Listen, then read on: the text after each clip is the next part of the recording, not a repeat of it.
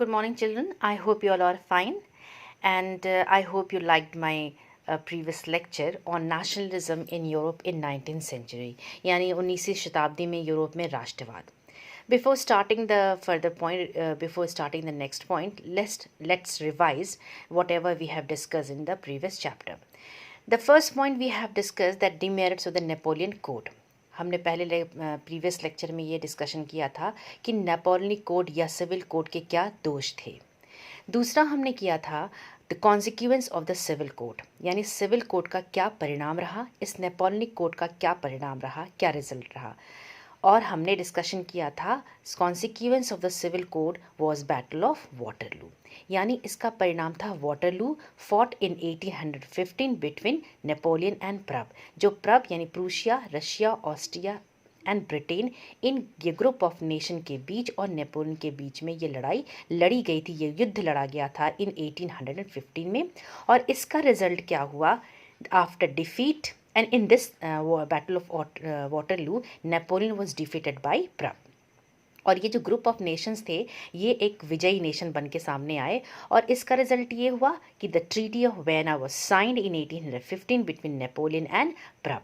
यानी आप जो है नेपोलियन और प्रब के बीच में, यानी प्रूशिया, रशिया, ऑस्ट्रिया, ब्रिटेन और नेपोलियन के बीच में ये वेना की संधि साइन की गई और 1815 में. और ये नेपोलियनिक कोड यानी नागरिक संहिता का यहाँ पर अंत हुआ, यानी समाप्ति हुई. नाउ ट्रीटी ऑफ वेना को हम कह सकते हैं कि वेना की संधि, इसको ट्रीटी ऑफ अलायंस भी कहते हैं, जो कि हमने पिछले लेक्चर में पढ़ा था कि ट्रीटी ऑफ वेना कांग्रेस इसको कहते हैं, वो sign in 1850 in the Vienna, a small province, the capital of Habsburg. Habsburg की कैपिटल है, जो कि वहाँ पर ये संधि साइन की गई थी. Now after the treaty of Vienna, इस संधि में the PRAB nation and the Napoleon they met with each other in Vienna to discuss about the future of the Europe. In Napoleon हार गया था और इस संधि के बाद विक्टोरियस नेशन के पास एक ऑब्जेक्टिव, एक एम आ गया था प्रब नेशंस के पास कि किस तरीके से वो यूरोप के भविष्य के बारे में सोच सके, या उनके सामने एक मेन ऑब्जेक्टिव था. The main objective before the PRAB nation was to discuss over the future of the Europe, यानी यूरोप के भविष्य के बारे में चर्चा करना था. तो but there were certain conditions of this treaty, लेकिन इस ट्रीटी के कुछ कंडीशंस भी तो थे, कुछ शर्तें भी थी, क्योंकि हर संधि की कुछ शर्तें भी होती हैं.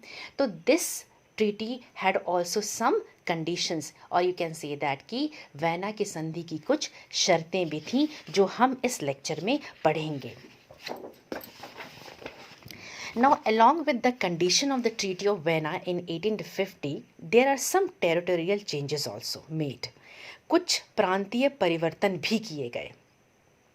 शर्तों के साथ, कंडीशन के साथ साथ कुछ प्रांतीय परिवर्तन भी किए गए. आप यू कैन से दैट कि प्रांतीय परिवर्तन को you can also say that कि क्षेत्रीय परिवर्तन, यानी transformation of one province to another province, यानी एक क्षेत्र का दूसरे क्षेत्र में सम्मिलित हो जाना या उसमें मिक्स्ड हो जाना. That is called the transformation या that is called the territorial changes, जो कुछ किए गए after the treaty of Vienna in 1815. Now the first condition of the Treaty of Vienna was, पहले condition Treaty of Vienna की क्या थी? The first condition of the Treaty of Vienna was introduction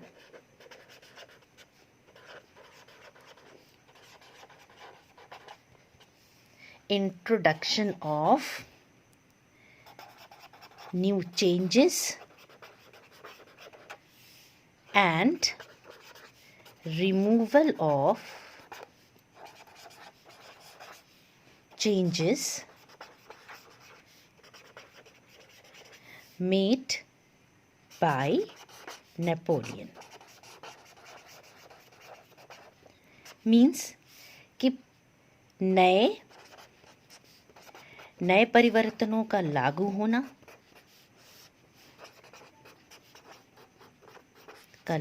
होना और और नेपोलियन द्वारा किए परिवर्तनों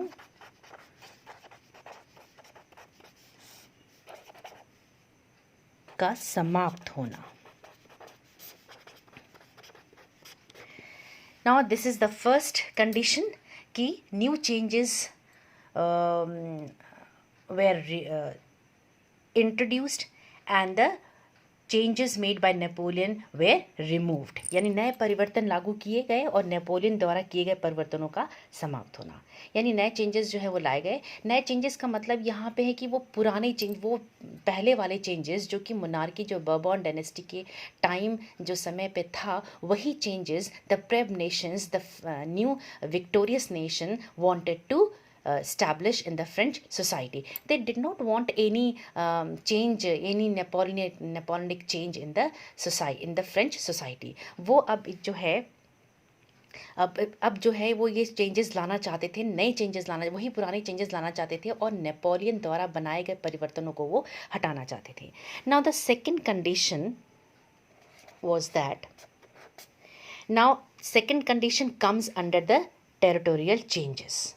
Whatever the changes made now come under the territorial changes. अब जो conditions रखे गए थे वो अब प्रांतीय परिवर्तन के रूप में था। सारे जितने changes अब conditions थी वो प्रांतीय परिवर्तन के रूप में अब आप पढ़ेंगे कि कैसे, किस तरीके से कौन सा प्रोविंस कि कौन सा देश किस देश में जाके सम्मिलित हुआ या इंक्लूड हुआ। Now the first territorial change was that कि Prussia, before starting this change, let's read about the second condition कि second condition क्या थी इसमें। Now second condition आपकी ये थी कि the France, as we have discussed about कि they met at Vienna to discuss about the future of the France. Now the second condition is that कि the new conservative rulers, जो new conservative rulers थे, यानी conservative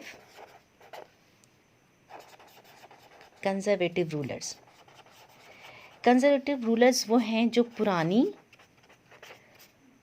व्यवस्था को मानने वाले, पुरानी व्यवस्था को मानने वाले, जो पुराने सिस्टम को मानने वाले जो कंजर्वेटिव रूलर्स थे, दे did not want any great upheaval in France.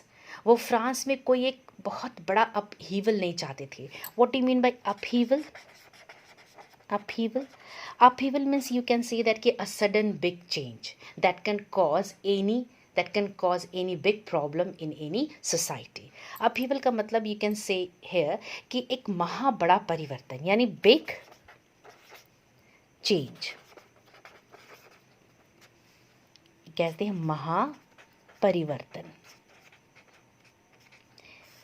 महापरिवर्तन। तो जो कंजर्वेटिव रूलर थे, दे did not want any upheaval, कोई भी एक बड़ा सडन चेंज वो नहीं चाह रहे थे that can cause any alarm, threat और problem to the French society. वो इस महापरिवर्तन के बिल्कुल खिलाफ थे, क्योंकि उनको मालूम था कि अगर इस तरह का कोई अपहीवल, महापरिवर्तन जो मुसीबत क्रिएट कर सकता है, जो मुसीबत ला सकता है, अगर फ्रेंच सोसाइटी में एग्जिस्ट हो गया तो फिर उनकी पॉलिटिकल स्टेबिलिटी खतरे में पड़ जाएगी, यानी राजनीतिक स्थिरता नहीं रह जाएगी और उनकी फिर उथल पुथल उनके सोसाइटी में हो जाएगी।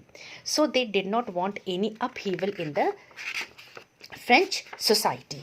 Now the next thing, the territorial changes. अब हम आपके अब जो है अब टेरिटोरियल चेंजेस के बारे में हम अब पढ़ेंगे कि what are the territorial changes. Now first, before starting the changes, let's know about the what is territorial changes. As I told you earlier कि the transformation या annexation of the lost provinces and annexation of the lost provinces into the former provinces is called the territorial changes. यानी transformation एक प्रांत का दूसरे प्रांत में सम्मिलित होना is called the territorial changes. तो ये आपका हो गया। Now, children, these territorial changes made at the Congress of Vienna. ये जो territorial changes थे, ये जो changes थे, were made at Vienna, जिसको हम वेना कांग्रेस भी कहते हैं। जिसको हम वेना कांग्रेस भी कहते हैं, और ये चेंजेस वेना कांग्रेस में किए गए थे। अब जो है मेन पॉइंट हमारा ये होगा कि व्हाट वेयर दोज चेंजेस, वो चेंजेस क्या थे जो इस मीटिंग में किए गए थे। द फर्स्ट टेरिटोरियल चेंज ये था कि lost provinces of the France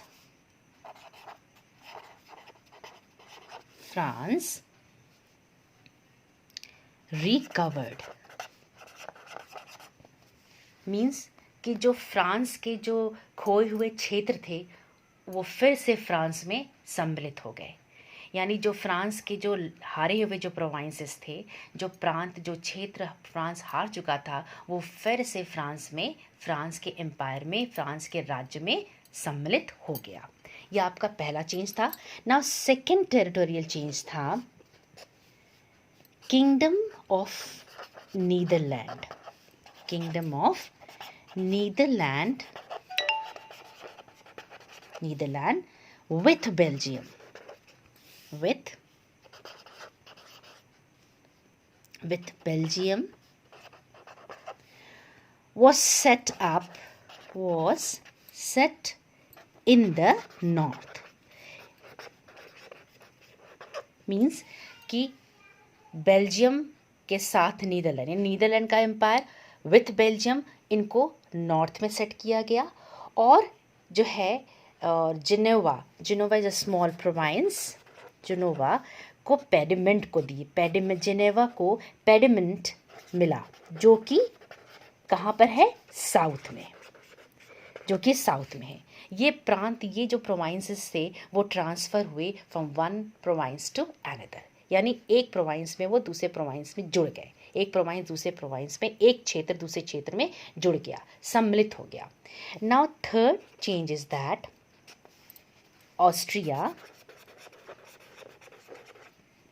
Austria given Lombardy and Venetia. Venetia is a part of Italy.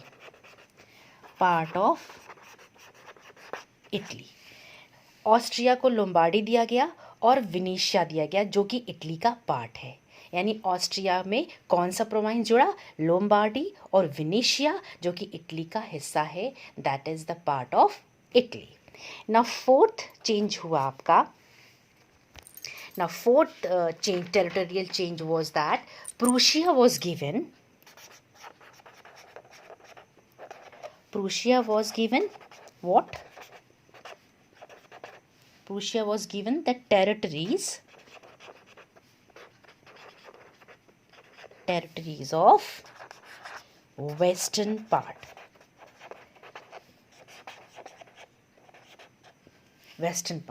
यानी प्रूशिया को वेस्टर्न पार्ट दिया गया, जो कि आपका जर्मन का ये पश्चिमी पार्ट, यानी जर्मन का पश्चिमी पार्ट दिया गया। जर्मन का जो पश्चिमी क्षेत्र था वो प्रूशिया को दिया गया, was given territories of western part of German empire. Now the next point is that now these are the territorial changes made at Treaty of Vienna.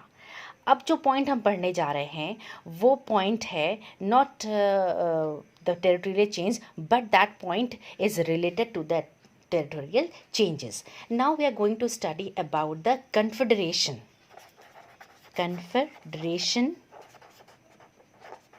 of 39 states.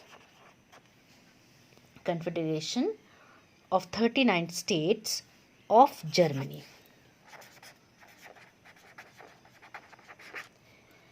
Before starting the point confederation of 39 state Germany, मतलब हम इस point को शुरू करने से पहले, जिसको हम हिंदी में कह सकते हैं कि 30 जर्मन का 39 का छोटे राज्यों का यूनियन, समूह। कन्फेडरेशन का मतलब, what do you mean by confederation? Confederation का मतलब होता है स्मॉल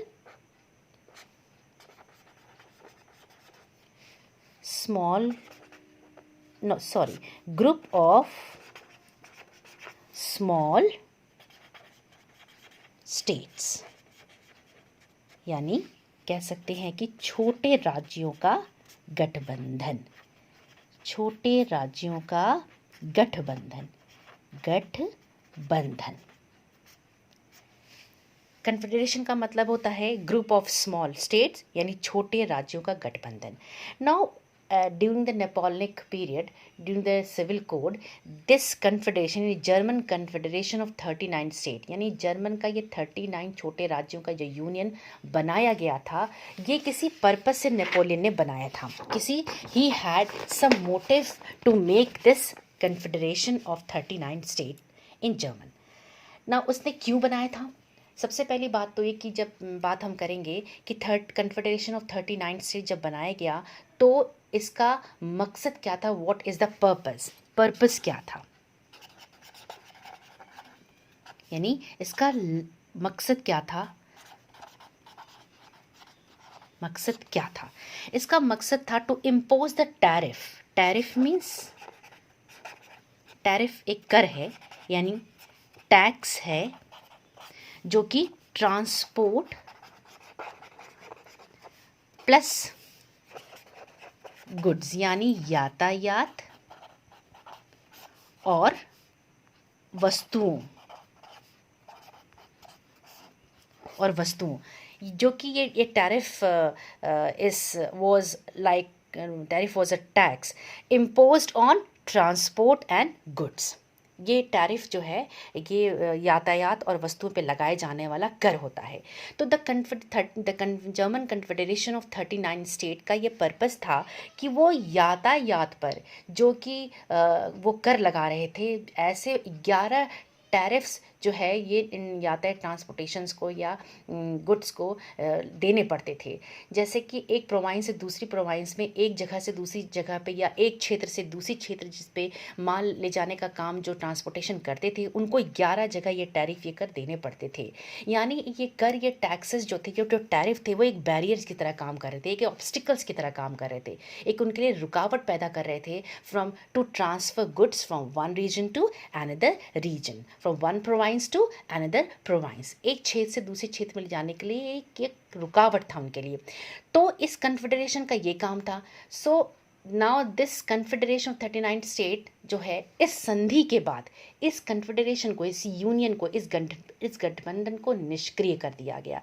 इन मीन्स कि इनएक्टिव कर दिया गया। ये जो हो गए इनएक्टिव हो गए, यानी समाप्त कर दिया गया, उनको समाप्त किया गया, इनको समाप्त कर दिया गया इस कन्फेडरेशन को। अब जो था, अब जो ट्रांसपोर्टेशन था, अब जो गुड्स का ट्रांसपोर्टेशन हो रहा था, वो without any obstacle, without any hindrance, without any tariff, without any tax, बिना किसी टैक्स करके, बिना किसी रुकावट के वो एक जगह से दूसरी जगह ट्रांसफ़र हो जा रहे थे। तो ये फ्रांसीसी जो विक्टोरियस नेशन थे, उनका ये लाया हुआ चेंज था। ये आपका एक चेंज हुआ, एक पॉइंट हुआ, एक कंडीशंस हुए जो कि हम पढ़ रहे हैं in the territorial changes.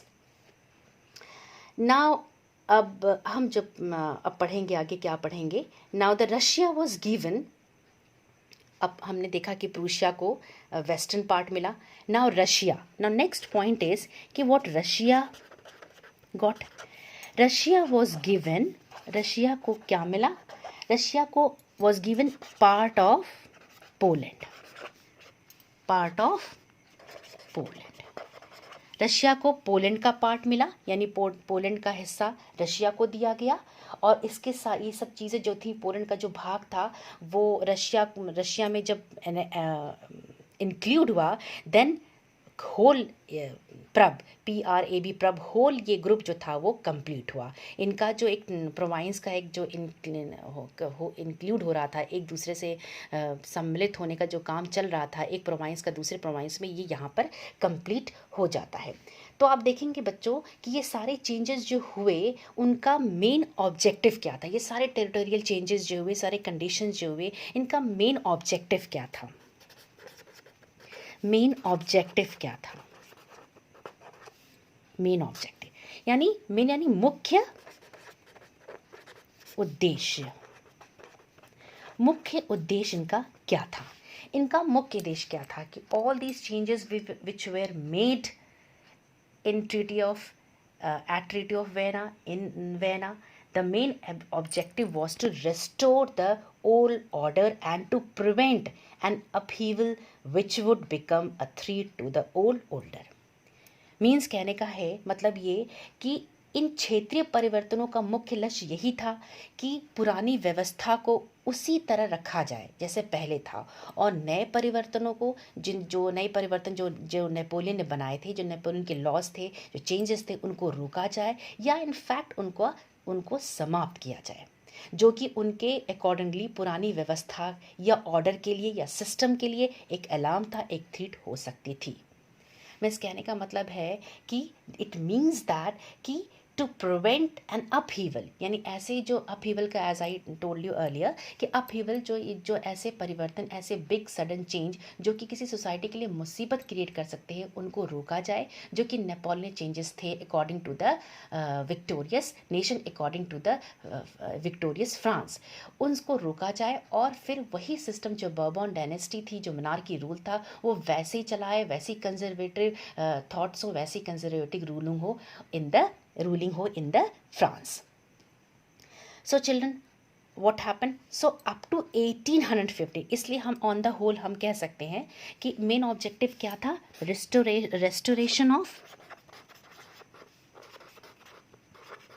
restoration of old order or system and removal of